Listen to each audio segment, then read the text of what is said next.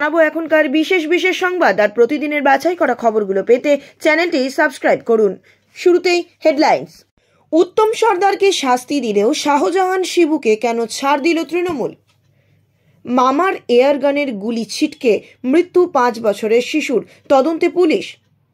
চাকরির লোভে বাবাকে খুন, ধৃতকে সঙ্গে নিয়ে ঘটনার পুনর্নির্মাণ পুলিশের। সন্দেশখালীর ঘটনায় ব্যবস্থা, শেখ শাহজাহান ঘনিষ্ঠ উত্তম সর্দারকে সাসপেন্ড করল তৃণমূল। সামনেই ভোট, অনেকেই বুঝতে পারছেন না কি করবেন। লোকসভার শেষ দিনও বিরোধীদের খোঁচা মোদির। লোকসভা নির্বাচনের আগেই কার্যকর হবে সিএএ, ঘোষণা অমিত শাহের। সৌরভের লক্ষাধিক টাকার দামের মোবাইল চুরি, থানায় অভিযোগ দায়ের। উত্তম সর্দারকে সাসপেন্ড করেছে তৃণমূল কংগ্রেস। 6 বছরের জন্য তাকে সাসপেন্ড করা হয়, কিন্তু শেখ শাহজাহান শিবপ্রসাদ ওরফে শিবু হাজরার বিরুদ্ধে কেন ব্যবস্থা নেওয়া হলো না, সেই প্রশ্ন উঠেছে।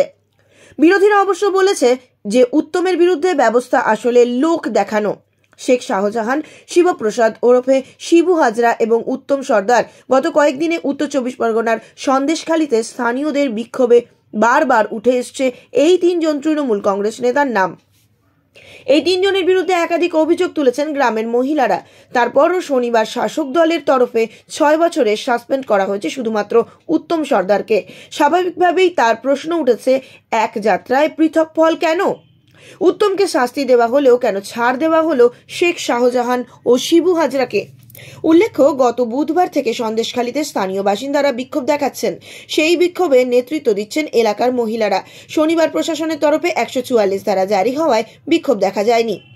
তবে গত 3 দিন বিক্ষোভের জেরে ভয়ঙ্কর পরিস্থিতি তৈরি হয়েছিল সন্দেশখালীতে। 3 জনের বিরুদ্ধেই হাজারো অভিযোগ গ্রামবাসীদের। আমার এয়ারগান নিয়ে খেলতে গিয়ে মৃত্যু হলো 5 বছরের শিশুকন্যার, নাম জুমানা হায়াত।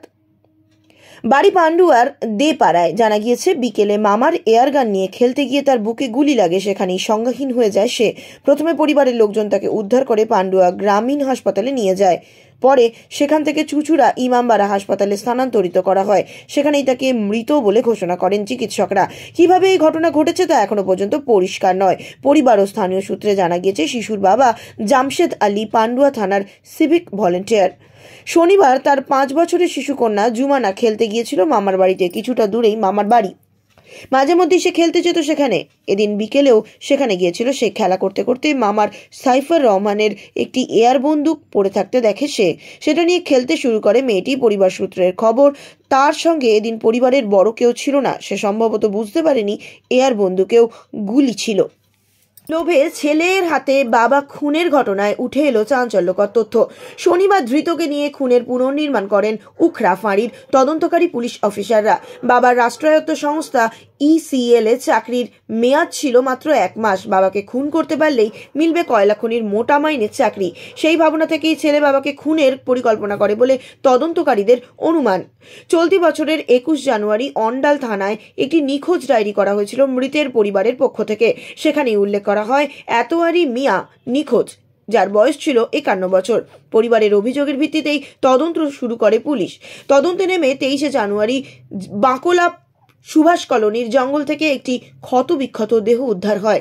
পরিবারের সদস্যরা জানান সেটি নিখোঁজ এতেয়ারি মিয়ার দেহ। ময়না তদন্তের পর জানা যায় ওই ব্যক্তি খুন হয়েছেন। তদন্তের স্বার্থে পরিবারের সদস্যদের জেরা শুরু করে পুলিশ। সন্দেশখালীর বেতাজ বাদশাহ শেখ শাহজাহানের ঘনিষ্ঠ উত্তম সর্দারকে দল থেকে সাসপেন্ড করল তৃণমূল। এদিন রেড রোডের ধর্ণা মঞ্চ থেকে মন্ত্রী ও তৃণমূলের জেলার সাংগঠনিক বিষয় ভারপ্রাপ্ত পার্থ ভৌমিক এই ঘোষণাটি করেছেন।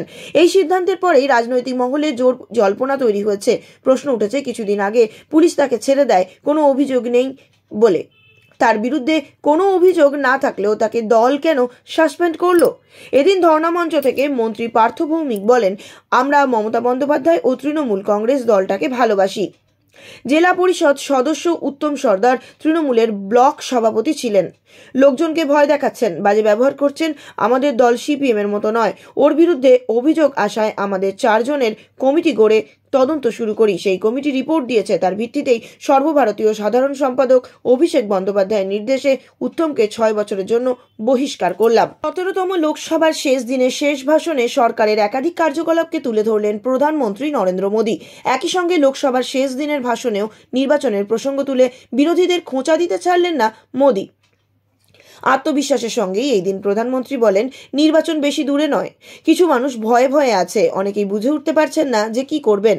কেউ সাহস দেখায়, কেউ ময়দান ছেড়ে পালায়। পাশাপাশি প্রধানমন্ত্রী মোদী বলেন, এই 5 বছরে দেশের বহু রিফর্ম, ট্রান্সফর্ম হয়েছে, গেম চেঞ্জিং সংস্কারও হয়েছে। এই সময়কাল দেশের জন্য গেম চেঞ্জার। সামনেই লোকসভা ভোট, তার আগে শনিবার ছিল বাজেট অধিবেশন এবং সপ্তদশ লোকসভার শেষ দিন। আর শেষ দিনে লোকসভায় বক্তব্য রাখতে গিয়ে ফের একবার কৌশলে বিরোধীদের কটাক্ষ করেন প্রধানমন্ত্রী নরেন্দ্র মোদী। পাশাপাশি গত 5 বছরে সরকারের সাফল্য ও এই দিন সংসদে তুলে ধরেছেন মোদী সরকার। সেই সঙ্গে আগামী দিনে ফের কেন্দ্রে তার নেতৃত্বেই বিজেপি সরকার গঠন করতে চলেছে, তারও আভাস এদিন ফুটে উঠেছে নরেন্দ্র মোদীর গলায়। এদিন সরকারের সাফল্যের পরিসংখ্যান দিতে গিয়ে প্রধানমন্ত্রী বলেন, এই সময়কালে ভারত G20 এর সভাপতিত্ব করছে। G20 থেকে অনেক সম্মান পেয়েছে দেশ। বিশ্বও দেখছে ভারতের ক্ষমতা। লোকসভা নির্বাচনের আগেই বলবৎ করা হবে নাগরিকত্ব সংশোধনী আইন। শনিবার নয়াদিল্লিতে এই কথা জানিয়েছেন কেন্দ্রীয় স্বরাষ্ট্রমন্ত্রী অমিত শাহ। 2019 সালে ডিসেম্বরে সংসদে পাশ হয়েছিল এই নাগরিকত্ব সংশোধনী আইন। তারপর প্রায় 4 বছর কেটে গেলেও ওই আইন কার্যকর হয়নি। অনেকের মনে প্রশ্ন ছিল যে কবে এই আইন বলবৎ হবে।